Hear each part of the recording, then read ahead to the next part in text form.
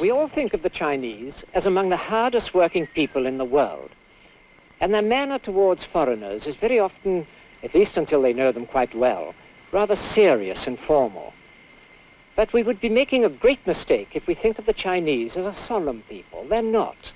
They love having a good time. They've got a great sense of enjoyment. And they like going to shows. And they always have an immediate response to anything that's especially humorous or dramatic. And the younger Chinese, too, are getting increasingly fond of spectator sports. Their greatest national game, of course, is ping pong, or table tennis, as they call it. When the Americans went to China on that first historic visit, the Chinese realized that their best players would probably beat the Americans quite easily, so they didn't put in their first team. They also thought that their second team would probably beat them. And they didn't want this in any way to spoil the friendly feeling of the visit. So they thought up the slogan, friendship first, competition second. That slogan caught on and it's become very popular. You see it everywhere. And it expresses the spirit in which all the games and sports in China are now played. Of course, the teams do play to win, but they never push competitiveness too far. To keep a friendly feeling with an opposing team is considered much more important than winning. In this program, we shall see some of the ways in which the Chinese spend their leisure time, the entertainments they go to, and some of the sports that have become popular. So, friendship first, competition second. The Chinese have a 6-day working week, so on Sundays the parks and zoos are usually quite crowded. By and large, recreation in China is on a much simpler, less sophisticated level than ours in the West. An afternoon in the park, a visit with friends, a game of chess, appear to be enough to provide the Chinese with a deep sense of satisfaction.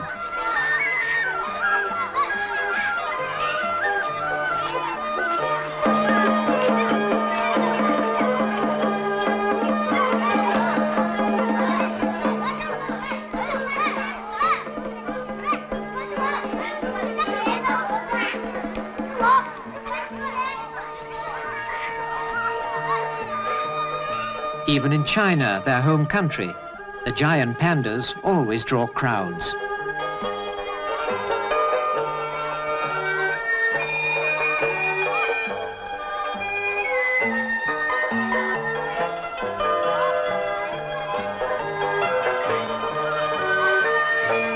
Buddhist temples are still used by monks, but their courtyards are sometimes open for children to play in.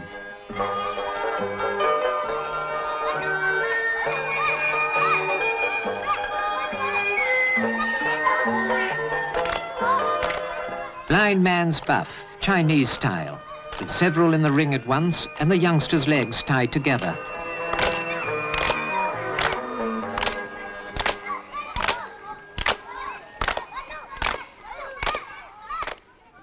Tiananmen, the gate of heavenly peace. Built nearly 600 years ago, it has become the symbolic heart and center of China. Behind the China of today lie 4,000 years of history. Even when going about their day-to-day work, the Chinese see around them everywhere visible reminders of their ancient past.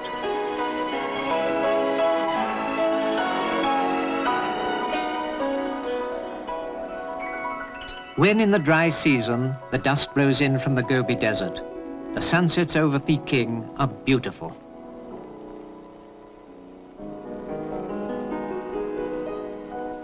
And at night, the Great Wall, crowded during the day with sightseers, stands silent and deserted.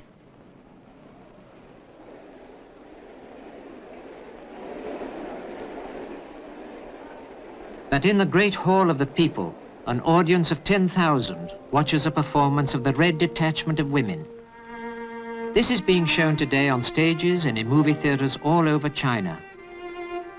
The Chinese have developed a new form of dance drama based on their own revolutionary experiences. This scene represents the moment when a runaway slave girl, cruelly beaten by her owner, meets a contingent of the Red Detachment who welcome her into their guerrilla ranks.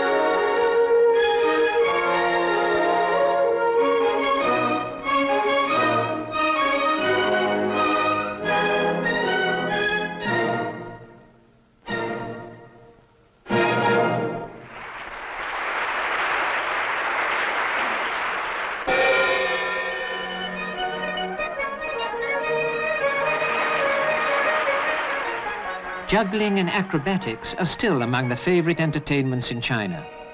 Almost all the larger cities have their own troupes.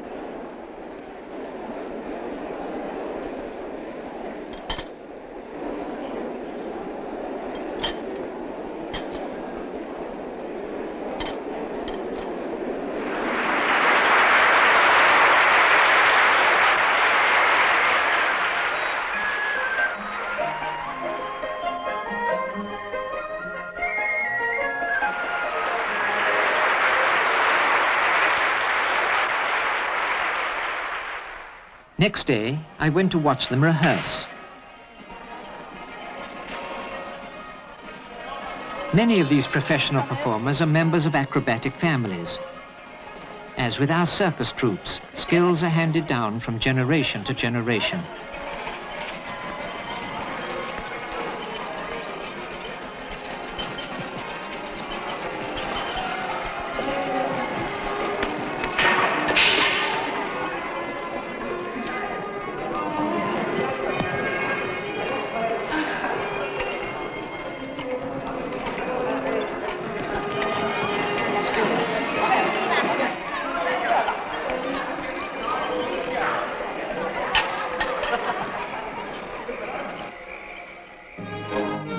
Documentary films are made about developments in China. They are seen by audiences even in remote villages. This film is about the famous Red Flag Canal. A large area in central China was almost always short of water. To grow any crops at all, water had to be carried for miles across barren mountains. The peasants decided to make a canal to bring water from over 100 miles away. It meant working on sheer cliffs, building viaducts, and drilling right through mountains.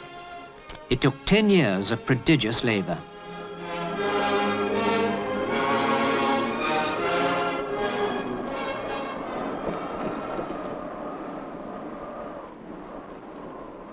高山挡住了红旗渠的去路，临县人民决心把它炸掉。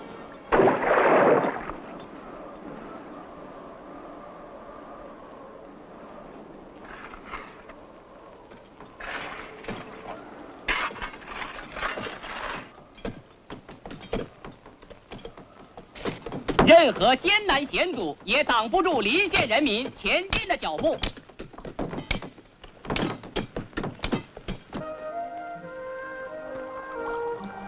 The canal is now finished and has altered the entire economy of the area. 全县共有500多个村庄，竟有300多个村庄严重缺水，很多村庄连。 These documentaries about the achievements of the Chinese people are enormously popular.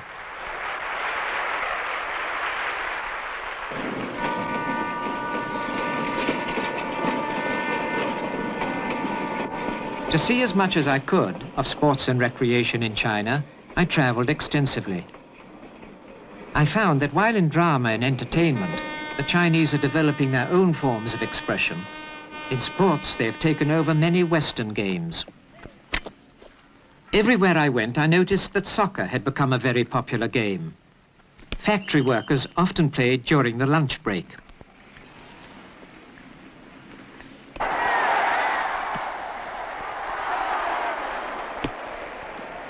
At weekends, tremendous crowds watch soccer. There are no professional teams. All matches are played by amateurs. This match, played on a very gloomy day in Guangzhou, is between factory workers, those in the red sweaters, and professors from a university. They are dressed in white. The workers won. Not advertisements, but famous sayings of Lenin and Mao Zedong.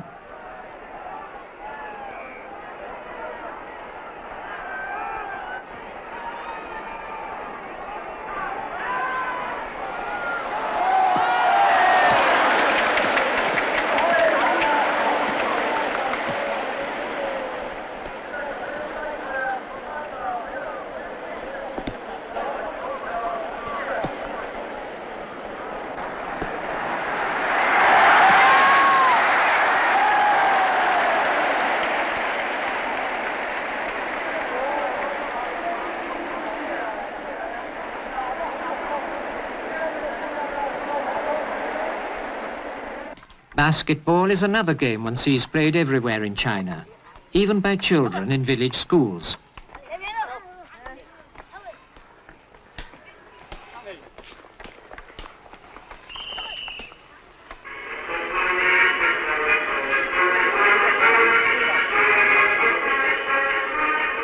In a small town in Guangdong province, a match is played between two local teams, girl factory workers.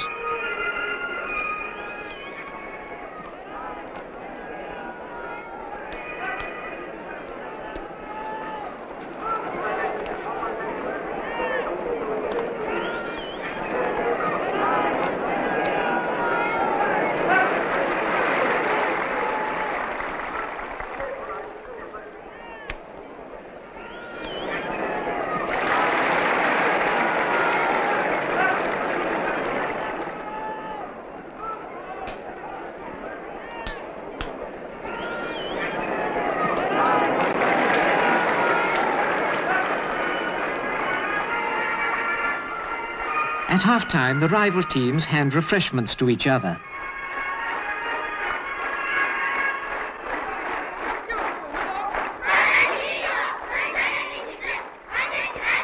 Then some players went into the stand to talk with the spectators.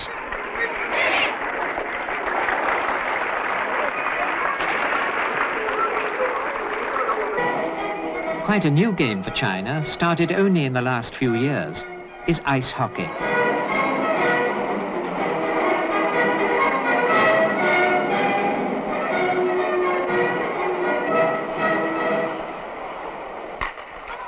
Players say they are not yet very good.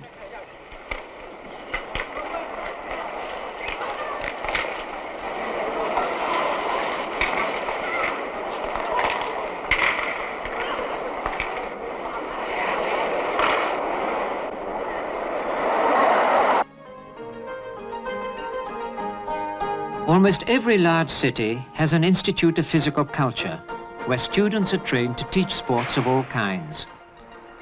Some of these institutes are magnificently equipped. This one in Peking even has an immense covered hall where track and field sports can be carried on regardless of the weather.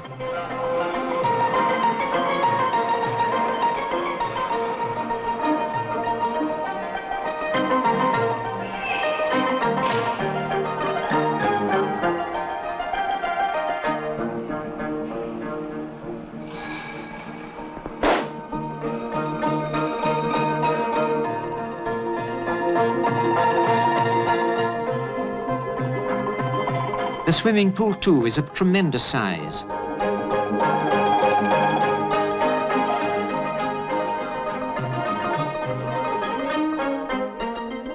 Instructors can watch swimmers from below water level and illustrate points to other students.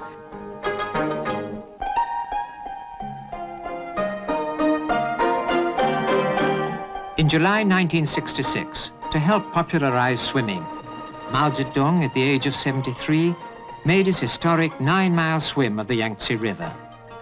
Since then, every young person has been encouraged to learn how to swim.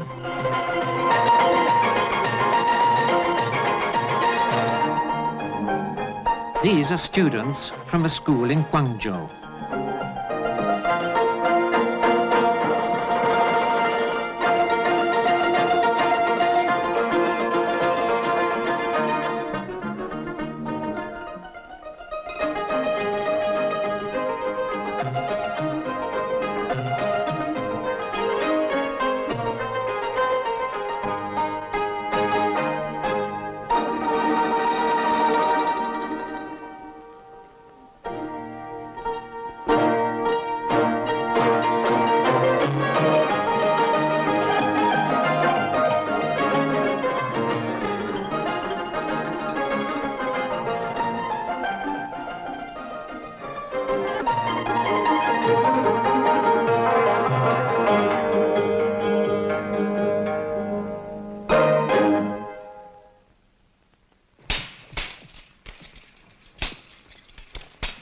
Even quite young children, in their spare time, are taught the classical sword play. This is derived from Peking opera and calls for extreme precision and very accurate timing.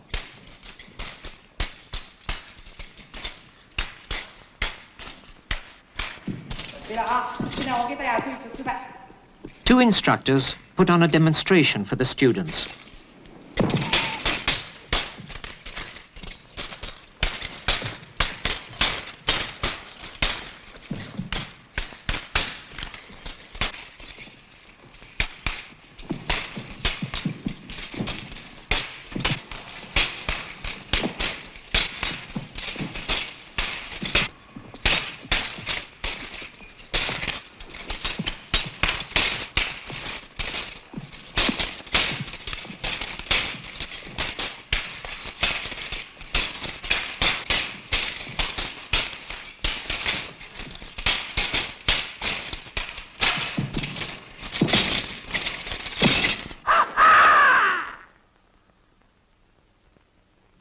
These classical forms of fighting have been adapted to modern revolutionary themes. A scene from a film called Taking Tiger Mountain by Strategy.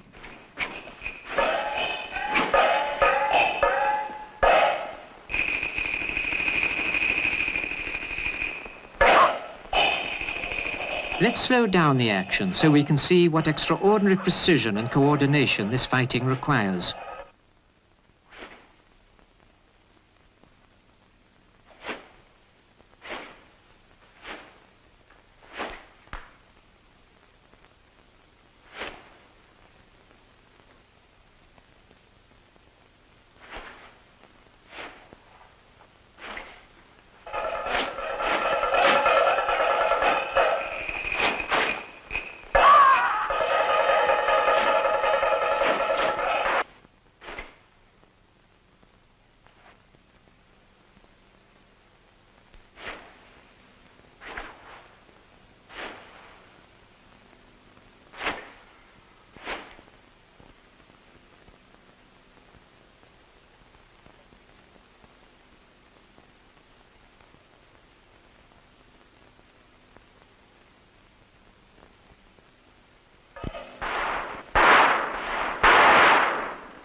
Let's see that again.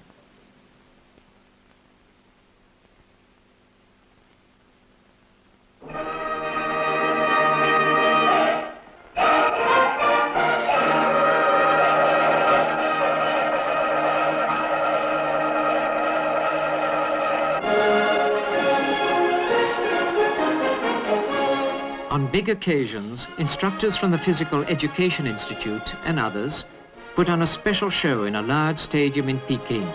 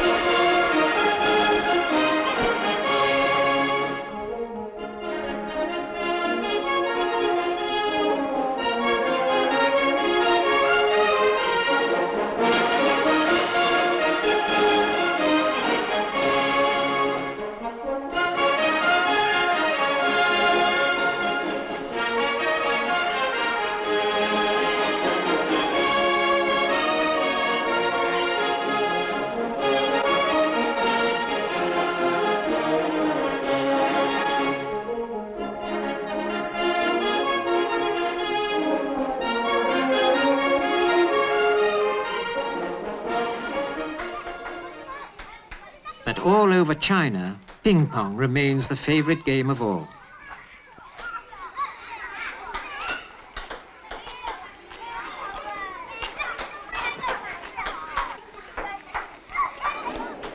Those who become really good, like these players in Guangzhou, have a chance to play before large audiences.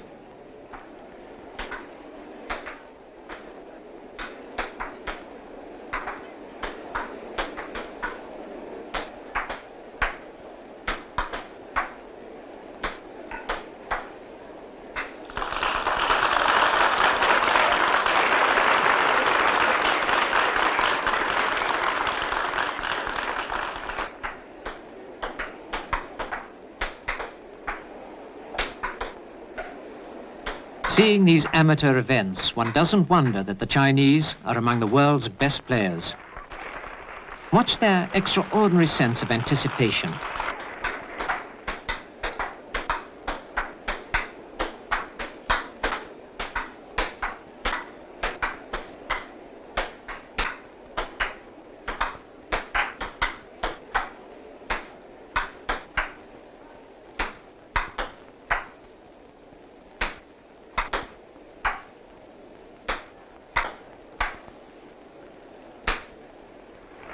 These, then, are some of the ways the Chinese today enjoy themselves.